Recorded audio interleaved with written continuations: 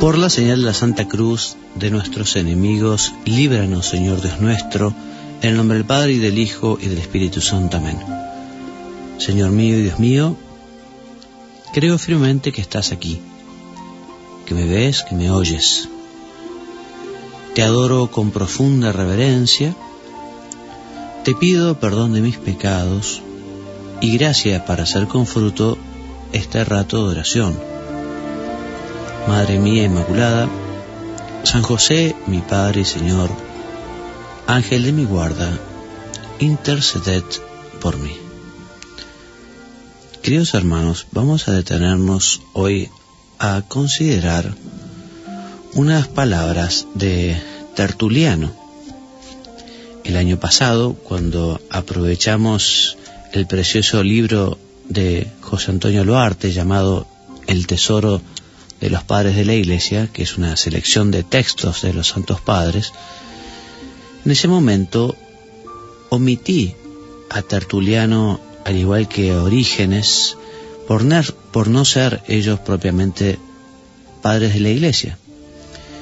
Pero al ver que su santidad el Papa Benedicto XVI, en esta catequesis que está desarrollando los días miércoles sobre los padres de la Iglesia y escritores eclesiásticos, al ver que el Papa justamente también nos habla de Orígenes y Tertuliano, he tomado la decisión de volver atrás para recoger un poquito algún texto de Tertuliano y hablarles algo de su vida.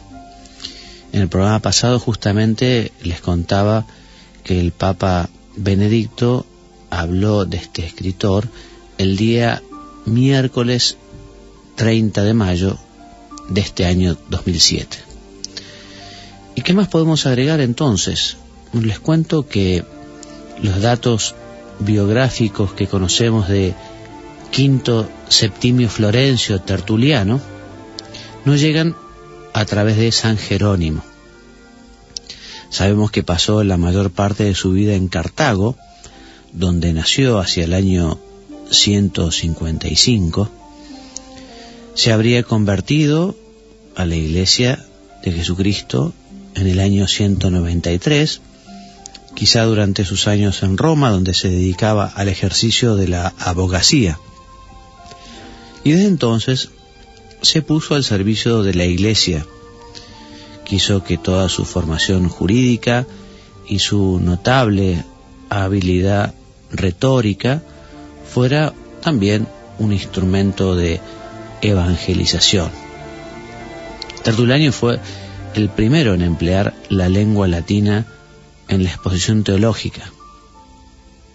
Y ustedes quizás recuerden, como decíamos la semana pasada, que lamentablemente Tertuliano al final de su vida cayó en errores rigoristas, como el montanismo, la herejía de Pedro Montano, y por esta razón no se encuentra en el elenco de los padres de la Iglesia, no forma parte, no cuenta en el número de los padres, aunque sí tiene una gran importancia en la historia de la Iglesia.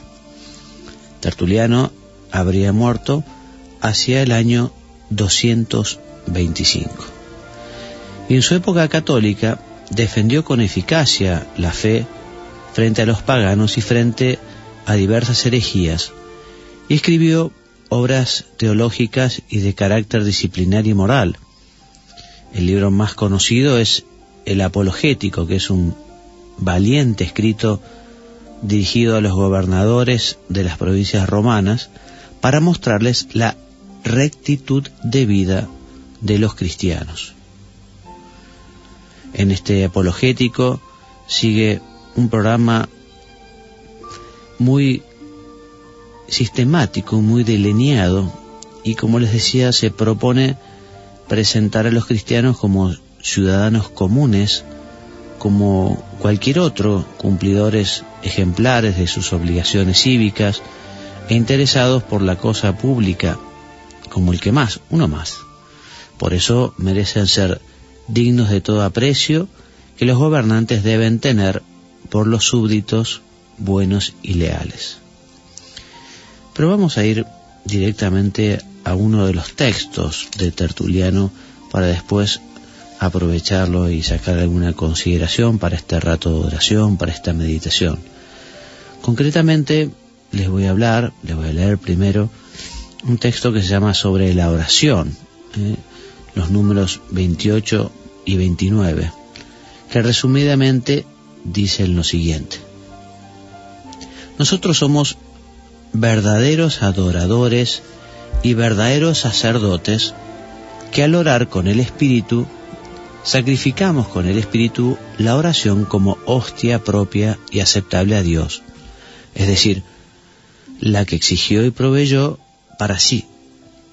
Esta, hablando de la oración, ofrecida de todo corazón, apacentada por la fe, cuidada por la verdad, íntegra por la inocencia, limpia por la castidad, coronada por la caridad, debemos conducirla al altar de Dios con la pompa de las buenas obras, entre los salmos e himnos, para que impetre de Dios todo lo que conviene. ¿Qué negará Dios a la oración que viene del Espíritu y de la verdad si es Él quien la exige? Leemos y oímos y creemos cuántas pruebas de su eficacia. La antigua oración ciertamente libraba de los fuegos, de las bestias y del hambre. Sin embargo, no había recibido de Cristo la forma, pues con cuánta más eficacia opera la oración cristiana, dice entre signos de admiración. No coloca al ángel del rocío en medio de llamas, ni obstruye la boca de los leones, ni proporciona la comida de los campesinos a los hambrientos, no desvía ninguna sensación de las pasiones, aun cuando se haya concedido la gracia, sino que instruye a los que padecen, sienten y se duelen con sufrimientos, y con la virtud amplía la gracia para que la fe, al comprender por qué se sufre en nombre de Dios, sepa qué es lo que consigue del Señor. Pero también, antes la oración imponía plagas, dispersaba ejércitos enemigos, impedía la utilidad de las lluvias. Ahora, en cambio, y Tertuliano está comparando la oración que hacía el pueblo de Dios antes de la venida de Jesús y la oración que hacen los cristianos, y la está comparando. Y dice, ahora, la oración de los cristianos, la oración aleja toda la ira de la justicia de Dios, está alerta por los enemigos, suplica por los peregrinos. ¿Qué tiene de admirable que sepa alejar aguas celestes la que también fue capaz de impetrar fuegos? Solo la oración vence a Dios, pero Cristo quiso que ella no obrara nada malo y le confirió toda la fuerza del bien. Así pues, ella no sabe nada más que alejar a las almas de los difuntos del camino de la muerte, corregir a los débiles, curar a los enfermos, expiar a los endemoniados, abrir las cerraduras de la cárcel, desatar las cadenas de los inocentes. Ella misma, recordamos, está hablando de la oración, Tertuliano, ella misma disminuye los delitos, repele las tentaciones, extingue las persecuciones, consuela a los pusilánimes, deleita a los magnánimos, conduce a los peregrinos, mitiga las agitaciones, obstaculiza a los ladrones, alimenta a los pobres, gobierna a los ricos, levanta a los caídos, apoya a los que se están cayendo, sostiene a los que están en pie. La oración es el muro de la fe, nuestras armas y nuestras lanzas contra el enemigo que nos observa por todas partes. Por tanto, nunca caminemos inermes. De día acordémonos de la guardia, por la noche de la vigilia. Bajo las armas de la oración, custodiemos el estandarte de nuestro emperador. Esperemos la trompeta de los ángeles con la oración. Oran también todos los ángeles.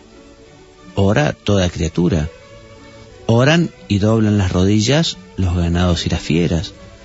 Y saliendo de los establos y grutas, miran hacia el cielo, no con ociosa boca, haciendo vibrar su aliento según su costumbre. También las aves entonces, levantándose, se erigen hacia el cielo y abren la cruz de sus alas en vez de las manos y dicen algo que parece oración.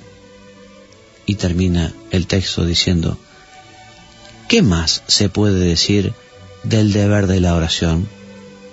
También oró el Señor mismo, para quien sea el honor y la virtud en los siglos de los siglos.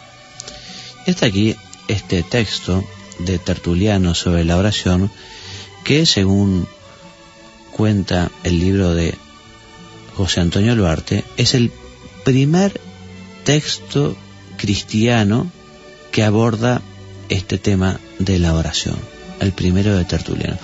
Un poquito difícil quizá de comprender, incluso la misma lectura se hace difícil, pero vamos a aprovechar para recordar algunas ideas que Tertuliano nos brinda en este texto, que es muy rico. Por un lado, nos dice Tertuliano que solo la oración vence a Dios. Qué frase, ¿no? Porque efectivamente Jesús nos dijo que el que pide, al que pide se le dará, y al que golpea se le abrirá, y al que busca encontrará. De modo que si efectivamente lo que nosotros pedimos es bueno y nos conviene, y si pedimos con perseverancia, esto es, con la fe de pedir un día y otro día, con la fe que supone saber que efectivamente aquello, si es bueno y nos conviene, Dios nos lo dará.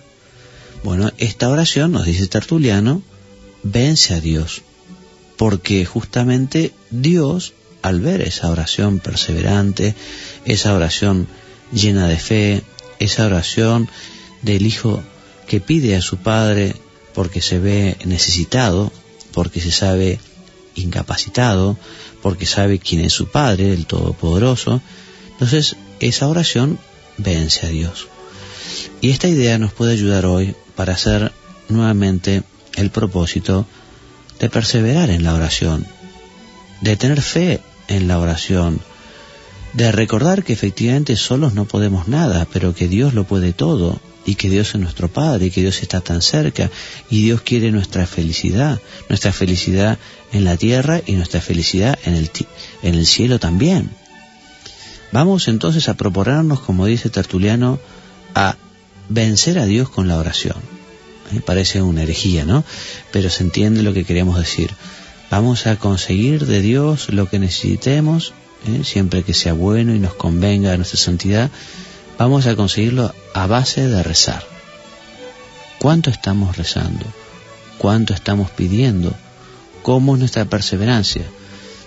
Yo estoy convencido de que muchas personas no alcanzan de Dios lo que necesitan porque rezan poco o porque rezan mal. Porque es una gran verdad esta que dice Tertuliano, que la oración vence a Dios. Y más adelante Tertuliano nos habla de algunos efectos de la oración, que son realmente muy importantes y muy ciertos, porque nos dice que justamente la oración ayuda a alejar las almas de los difuntos del camino de la muerte, porque evidentemente una persona que ha hecho oración durante su vida, que lo ha buscado a Dios, no morirá eternamente, sino todo lo contrario, alcanzará la vida con mayúscula, el cielo. Nos dice Tertuliano que la oración sirve para corregir a los débiles. Si nosotros nos sentimos débiles, si nosotros sentimos que nos cuestan mucho las cosas, si vemos que no solo tenemos defectos, sino que incluso algún vicio, o sea, arraigado ese defecto, bueno, el Señor, si nosotros le pedimos con perseverancia, nos va a ayudar a mejorar, a cambiar, nos va a corregir, nos va a dar los medios para superar las cosas. ¿Cuántas veces las personas a veces se quejan de muchos temas, ¿no? Pero, y no los hablan con Dios, no se los piden a Dios, no perseveran en su oración? ¿Cuántas cosas Dios habría dado si en nuestra vida y en la de tantas personas, ¿no? Si le pidieran con fe? ¿Recordás cuando Jesús volvió a Nazaret, su pueblo, y decía que Él no pudo hacer allí muchos milagros por la falta de fe de ellos?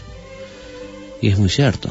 También a veces Dios, por nuestra falta de fe, no puede hacer a nosotros esos favores, porque rezamos poco, porque rezamos mal. Y nos dice que la oración nos ayuda a abrir la cerradura de la cárcel, a desatar las cadenas de los inocentes. Y más adelante dice que la oración disminuye los delitos. Imagínense, si todos en la humanidad rezáramos, se disminuirían los delitos.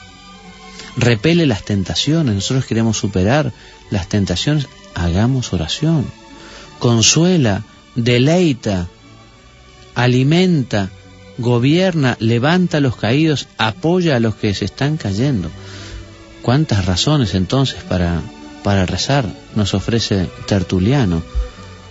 También nos dice que nosotros estamos bajo las armas de la oración, porque efectivamente la oración es un arma importantísima. La oración es un gran remedio. ¿Qué hace uno cuando está enfermo? Y habitualmente va a ver al médico, y si sabe cuál es su mal y existe un remedio adecuado para curarlo, lo toma, evidentemente. Uno tiene un dolor de cabeza, un dolor de estómago, y bueno, busca el remedio que necesita para superar aquel dolor. ¿Cuánto vamos a buscar a la oración como remedio para nuestras debilidades, como remedio para superar nuestros defectos? ¿Cuánto buscamos la oración para que los demás cambien, para que los demás mejoren, para que los demás crezcan? ¿Cuánto buscamos la oración para conseguir crecer en santidad, en virtudes? No, recordemos, una arma importantísima es la oración. Y cuando hablamos de oración, hablamos de la oración vocal, y hablamos de la oración mental, o meditación, o diálogo con el Señor. Y dentro de la oración vocal tenemos la espléndida arma del rosario que nos ha regalado la Virgen, y que ella misma justamente nos ha prometido tantos regalos y tantos bienes a través de esta arma poderosa que es el rosario. Que bueno, cuando tengamos una enfermedad espiritual, qué bueno cuando querramos una gracia para alguien, rezar piadosamente el rosario, poniendo el corazón en aquellas Ave Marías, contemplando los misterios. Y termina el santo diciendo, ¿qué más se puede decir del deber de la oración? Qué interesante perspectiva esta, ¿no? Porque a veces pareciera que uno cuando reza, algunos, ¿no?, puede llegar a pensar que es como un regalo que le hace a Dios, ¿no? Un plus, ¿no? Dios debe estar muy contento conmigo con lo que yo rezo, ¿no? Parece la oración de aquel publicano que estaba en el primer banco del templo, ¿no? Te doy gracias, Dios, por ser como soy, pago mis impuestos, hago tantas cosas. Se sentía muy pagado de sí mismo, ¿no? Dios debe estar muy contento. Y acá Tertuliano nos habla del deber de la oración, ¿no? O sea que Dios tiene derecho a que nosotros le dediquemos ese tiempo de adoración, de alabanza. Dios tiene derecho a que nosotros nos manifestemos como hijos suyos. Por eso vamos a pedirle a la Santísima Virgen hoy que nos ayude a saber perseverar en la oración y que nos ayude a crecer con la oración, a crecer en gracia de Dios para poder aprovechar todo lo que Él nos quiera decir en nuestro corazón. Te doy gracias, Dios mío, por los buenos propósitos, afectos e inspiraciones que me has comunicado en esta meditación. te pido ayuda para ponerlos por obra. Madre mía Inmaculada, San José, mi Padre Señor, Ángel de mi guarda, interceded por mí.